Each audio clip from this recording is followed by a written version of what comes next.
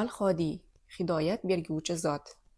Alloh taolo sizga hidoyatni falonchining o'g'li falonchi bo'lganingiz uchun emas, balki faqat o'zi istagani uchungina beradi.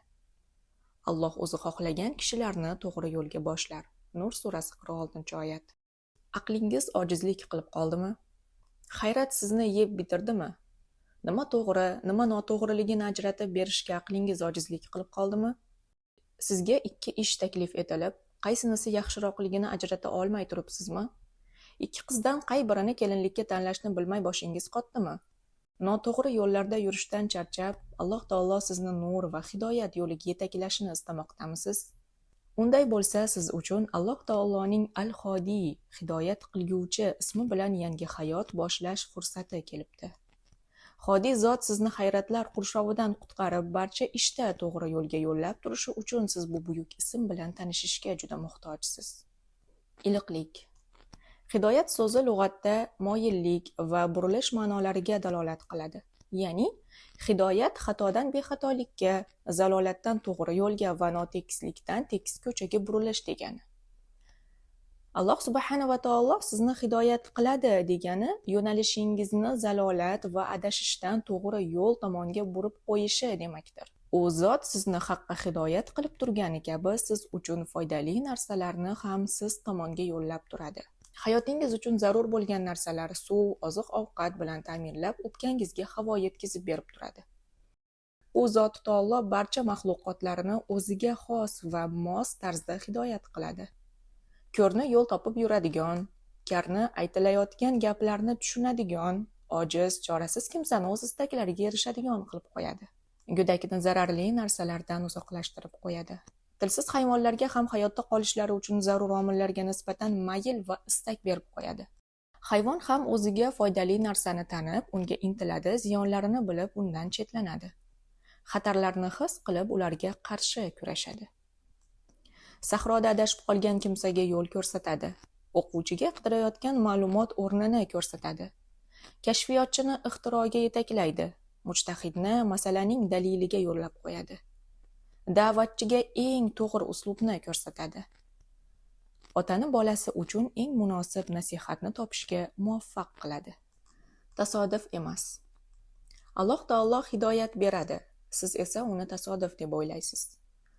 Misol uchun, namozda imomdan eshitganingiz bir oyat yoki ko'rgan tushingizni, o'tkinchi bir nasihat yoki biror kitobda ko'zingiz tushib qolgan oddiy bir jumlani, gohida fikr mushohada yuritishni, to'g'ri yo'lga turtki bo'luvchi shart-sharoitni, ba'zan qo'rquv, ba'zida muhabbat, yana ba'zida esa kimningdir o'limini siz uchun hidoyat qilib qo'yadi.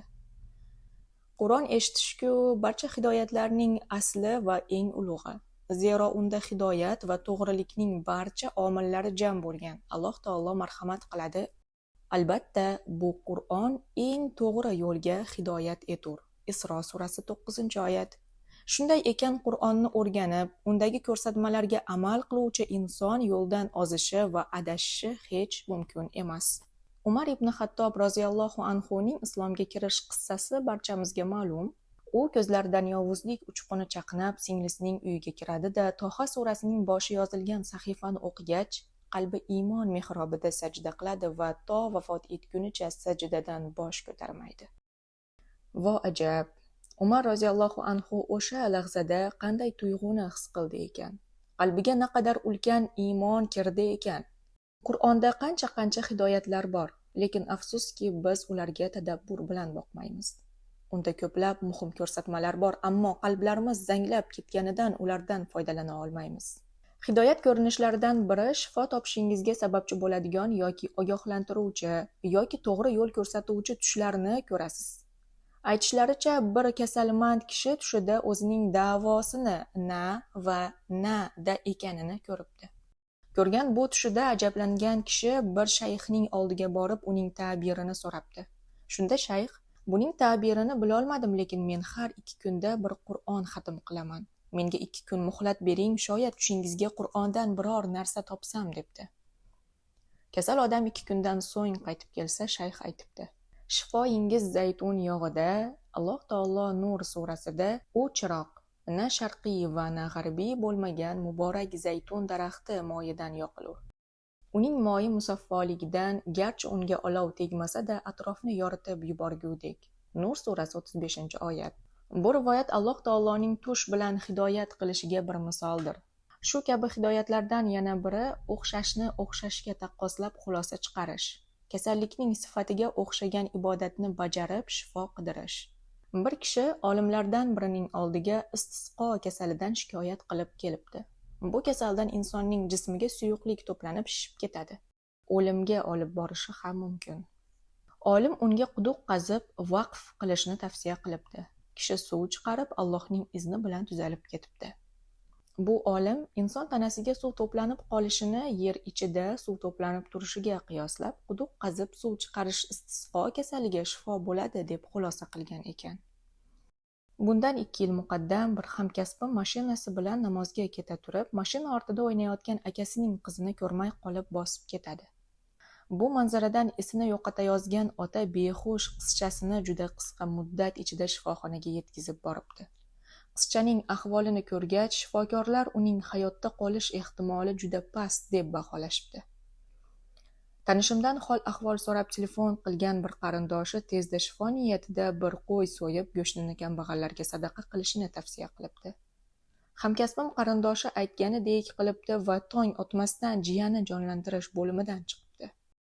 Alloh taolo qizchaning ezilgan go'shti bilan sadaqa qilinadigan go'sht orasida munosabat borligini qarindoshining diliga solgan va Alloh ilhom qilgan bu shifo shifokorlarning taxminlaridan to'g'riroq chiqqan edi. O'tkinchi bir nasihat orqali ham hidoyat qilib qo'yishining misoliga kelsak, aytishlaricha ovozi go'zal bir qo'shiqchining oldidan solih insonlardan biri o'tib qolib, "Qanday go'zal ovozing bor ekan-a, qani endi shu ovoz bilan Qur'on o'qisang", deganida qo'shiqchi darhol tavba qilgan ekan. Bir nasihat tufayli hidoyat berib qo'yishiga boshqa misol keltirib o'tirmasak ham bo'ladi. Zero buning misollari ko'p va hammaga kunday ravshan. Fikr mulohaza yuritish orqali hidoyat qilib qo'yishining eng chiroyli misoli sifatida Hazrat Ibrohim alayhisalomning bir kecha yulduz, oy va quyoshni ko'rib, bular haqida mushohada qilishlari qissasini keltirishimiz mumkin. Demak, koinotning sir asrorlari to'g'risida tafakkur qilish insonning hidoyat topishiga va qalbidagi iymoni mustahkam bo'lishiga sababchi bo'lar ekan. Miltillagan nur. Cho'lu biyobonlarda yo'lini yo'qotib, hayotdan umidi uzilgan bandalarining bu hollarini ko'rib, Alloh taolo ularga rahm qiladi va qorong'u tun qa'rida miltillagan bir nur ko'rsatib, ularni halokatdan qutqarib qoladi. Sizni falonchining o'g'li pistonchi bo'lganingiz uchun emas, faqatgina o'zi xohlagani uchun hidoyat qiladi. Alloh o'zi xohlagan kishilarni to'g'ri yo'lga boshlar. Nur surasi 46-oyat. Shunday ekan, qalbingizni isloh qilish orqali bu qimmatli irodaga loyiq bo'lishga intiling. Alloh taolo bir bandasini hidoyat qilib qo'ygan bo'lsa-yu, banda buning qadriga yetib shukr qilmasa va shunga yarasha amal qilmasa, hidoyat ne'matini undan qaytarib olib qo'yishi mumkin. Mana masalan, Bani Isroil qabilasidan bo'lgan Bal'om ismli bir kishiga Alloh taolo o'z oyatlarini bildirib qo'ygan edi. Ey Muhammad, oyatlarimizni keltirganimizda ulardan chiqib ketgan, ya'ni amal qilmagan odamni shayton o'ziga ergashtirib olgani, natijada u adashganlardan bo'lib qolgani haqidagi qissani ularga o'qib bering. A'rof surasi 175-oyat. Aksincha, bir bandasiga hidoyat bersa, banda bunga shukr qilib, buning taqozosiga amal qilsa, ortidan yana boshqa bir hidoyat beradi. Unga shukr qilsa va yaxshi amal qilsa, yana va yana yangi hidoyatlarni beraveradi. Uning hayoti bir-biriga tutashgan hidoyatlar silsilasiga aylanadi. Buni g'or sohiblari misolida ham ko'rishimiz mumkin. Avvalo ularni iymonga hidoyat qildi, keyin iymon yo'lidagi mashaqqatlarga sabr-toqatli bo'lishga hidoyat qildi. Undan so'ng zolim shoh zulmidan najot topish yo'liga hidoyat qildi. Bir g'or ichida 300 yildan oshiq muddat uxlatib qo'ydi. Alloh taolo aytadi: Darhaqiqat ular parvardigorlariga iymon keltirgan va biz ularga hidoyatni ziyoda qilgan yigitlardir. Kaf surasi 13-oyat. Yo'qolgan kompas. Yo'qolgan kompas. Zulmatli sahro o'rtasida sheriklaringizdan adashib, qayoqqa yurishni bilmay turibsiz. Bu siz uchun muqarrar o'lim degani. Chunki na qo'lingizda noningiz, na ostingizda ulovingiz bor. Birdan ichingizda muayyan bir tarafga yurishga qattiq istak tug'ildi. Yo'q, yulduz qarab yoki kompas ko'rib tug'ilgani yo'q sizda bu istak. Sababi yulduzlarga qarab yo'l topishni bilmaysiz. Baxtga qarshi kompasingizni ham yo'qotib qo'ygansiz. Ko'nglingizga kelgan o'sha tomonga qarab, sahro qum tepaliklaridan oshib bir muddat yurganingizdan so'ng uzoqdan ko'zingizga elas bir nur ko'rinadi. U joyda siz uchun hayotning eng oxirgi nuqtasida do'stlaringiz xavotir bilan sizni kutib turishgan bo'ladi. Aytingchi, o'sha lahzada qalbingizga bu tuyg'u qayerdan va nima uchun paydo bo'ldi? Qanday qilib bu tuyg'u bunchalik darajada to'g'ri chiqdi? Chunki o'sha lahzada Alloh taolo qalbingizdagi hadikni bilib, yurak urishlaringizni eshitib, tashnalik o'lim sharpasini aylanib, bo'g'zingizdan ola boshlaganini ko'rib turgandi. Va dilingizga o'sha istakni solib sizni muqarrar o'limdan qutqarib qoldi. Siz deganimga boqmang. Ehtimol sizning boshingizdan bunday voqea o'tmagandir, lekin shubhasiz siz yoki birodaringizning hayotida bu kabi hodisa ro'y bergani aniq. Muhimi shu, miltillagan kichik bir yorug'likka muhtoj turgan bezovta ruhga kim hidoyat berib qo'ydi? Albatta, Xodiy zot. Agar Allohning inoyatiga musharraf bo'lib qolsangiz, xotirjam bo'lavering, qo'rquvlarning barchasidan omondasiz. Siz chiqqan kema ulkan to'lqinlarga duch kelib, xatar tug'ilganida najot sohili janub tomondaligini bilgan mehribon Robbingiz shimol tarafdan shamol yuboradi. Xodiy zot o'sha shamolni taqdir qilmaganida kemangiz yelkanlari parcha-parcha bo'lib ketar edi.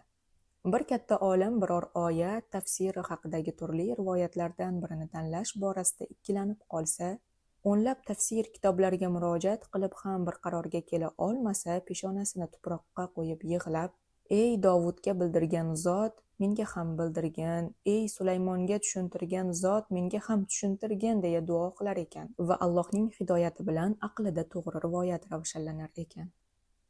Agar Alloh taolo bandasiga yordam va hidoyat bermasa, uning harakati o'z boshiga yetadi.